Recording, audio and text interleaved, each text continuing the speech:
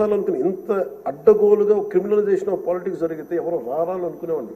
నేను ఎప్పుడు ఒకటే నమ్మాను, సైంటిఫిక్ మన Newton's third law, for every action there is an equal and opposite reaction అని. అలాగే కర్మ ఎవరిని వదలదని. మిమ్మల్ని ఎవరైతే మీకు అడుగు పెట్టనివ్వం, మీ నియోజకవర్గంలో మిమ్మల్ని అడుగు పెట్టనివ్వం, మిమ్మల్ని అడుగు పెట్టనివ్వం అని చెప్పి ఛాలెంజ్ చేసిన వాళ్ళు ఈరోజు అడుగు పెట్టలేకపోయారు. కర్మ అంత బలంగా ఉంటుంది. 56,777 ఓట్లతోటి దాదాపు 59.80% ఓట్ తోటి గెలిచి మీరు ఎమ్మెల్యేకి వచ్చారు ఉండి నియోజకవర్గం. ఈ రోజున వాళ్ళకి వైనాట్ 175 అలా అన్న మాటల దగ్గర నుంచి కానీ ఈ రోజున అడుగు పెట్టడానికి కూడా భయం ఉంది.